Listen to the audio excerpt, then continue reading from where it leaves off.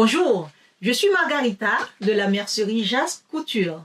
Aujourd'hui, je vais vous apprendre comment faire une couture anglaise. Alors, pourquoi on fait une couture anglaise? C'est parce que bien souvent, on veut assembler deux morceaux de tissu, mais on n'a pas de surjeteuse et on voudrait le faire de manière propre. Alors, la couture anglaise, justement, vous permet d'assembler vos deux morceaux de tissu de manière très propre. Vous allez voir, je vais vous montrer comment procéder.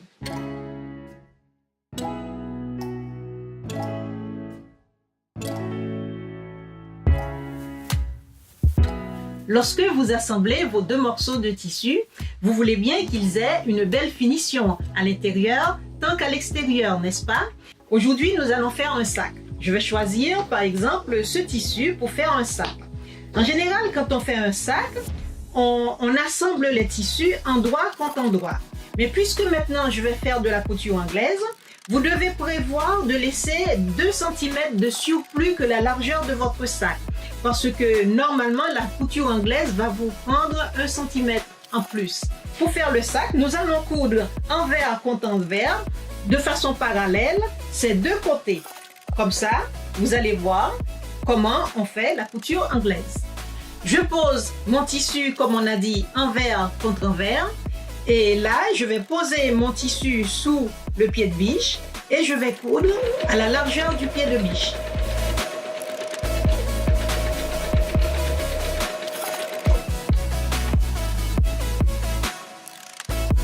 Maintenant que vous avez fini de coudre, vous allez réduire les marges de couture. Je réduis les marges de couture parce que je vais recoudre à nouveau à la largeur du pied de biche. C'est pour éviter que ça apparaisse sur l'endroit. Je vais refaire de l'autre côté.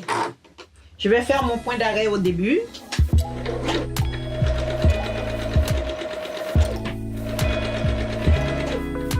On refait la même opération. Donc je vais réduire les marges de couture. Je vous recommande, avant de retourner votre tissu à l'envers, de repasser votre tissu. Alors maintenant, on va retourner le tissu à l'envers. Et à nouveau, vous repassez votre tissu. Mon tissu est retourné à l'envers. Donc maintenant, je vais coudre endroit contre endroit à la largeur du pied de biche.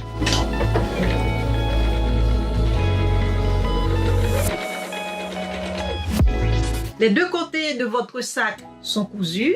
Donc vous pouvez maintenant le retourner à l'endroit. Vous voyez, c'est propre à l'intérieur tant qu'à l'extérieur. Il ne vous reste plus qu'à repasser. Votre sac est prêt. Pour une couture anglaise, vous pouvez faire des sacs cabas comme celui-ci. Vous voyez, c'est propre à l'intérieur comme à l'extérieur. Si vous n'avez pas de surjeteuse, il n'y a aucun souci pour faire un sac cabas, pour faire des petites pochettes, pour faire tout ce que vous voulez, des draps, des coussins. Vous faites de la couture anglaise et c'est très facile à faire. Bonne couture avec Jas Couture.